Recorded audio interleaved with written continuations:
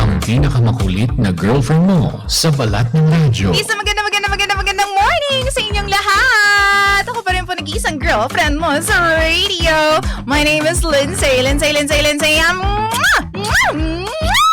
Makulit pero may puso, handang makinig sa mga kwento mo. Alam mo, feeling ko kailangan mo na siyang iwan kasi it doesn't make sense. Ang kwento sa lihim ng liham. Mahal kong Lindsay. Good morning po sa lahat ng nakikinig at bumubuo sa lihim ng liham. Ako nga po pala si Erica, 31 years old, working, at happily married. DJ Lindsay, mag-1 year na po kaming kasal ng asawa ko. Pareho po kaming super busy sa trabaho. Kaya naman nag-decide na po kaming mag-hire ng kasambahay para may tumulong sa paglilinis since pareho kaming late na umuuwi. Okay naman siya. Masipag, malinis at maayos magtrabaho. Ang bilin ko lang talaga sa kanya, mag-focus siya sa paglilinis at pag-aasikaso sa bahay. Sabi ko, ako na ang bahala sa pagluluto at pag-aasikaso sa asawa ko. Para sa akin, DJ Lindsay, yung part na yon ang ayokong mawala. Pero habang tumatagal, may mga bagay akong napapansin na medyo weird pagdating doon sa aming helper. Pag uwi ko, meron na agad lutong pagkain.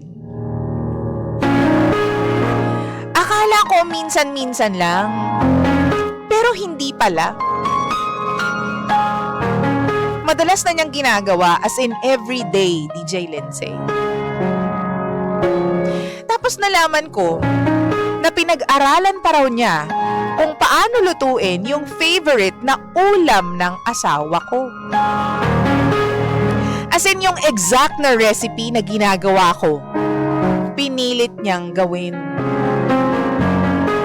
At hindi lang yon. Pati yung mga underwear ng asawa ko, siya na rin ang naglalaba. Doon na ako nainis, DJ Lindsay. Kasi ako lang dapat ang gumagawa nun. Minsang hindi ako mapakali, nag-open up ako about this sa asawa ko. Pero nung tinanong ko siya, natuwa pa siya. Natuwa pa yung mister ko. Ang sabi niya sa akin,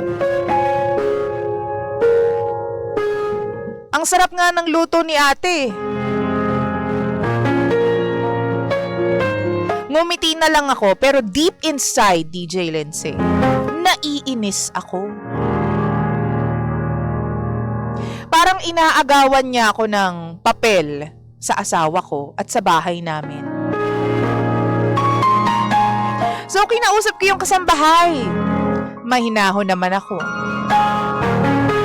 Ang sabi ko sa kanya, ate, di ba usapan natin house cleaning ka lang?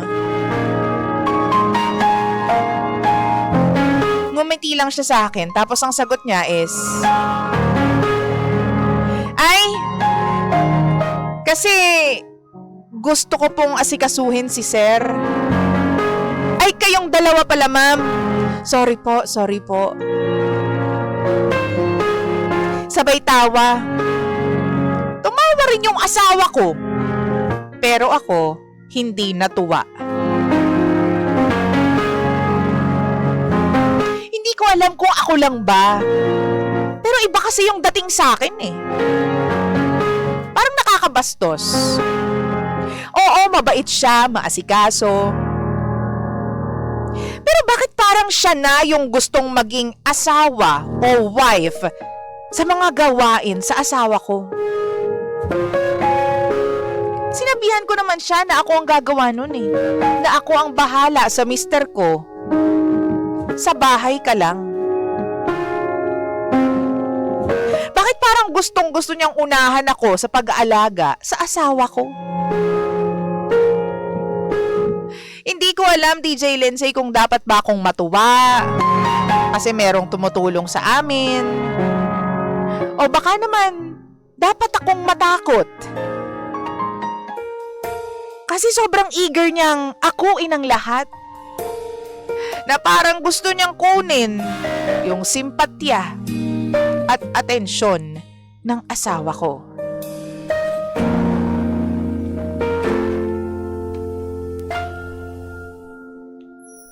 May gusto ka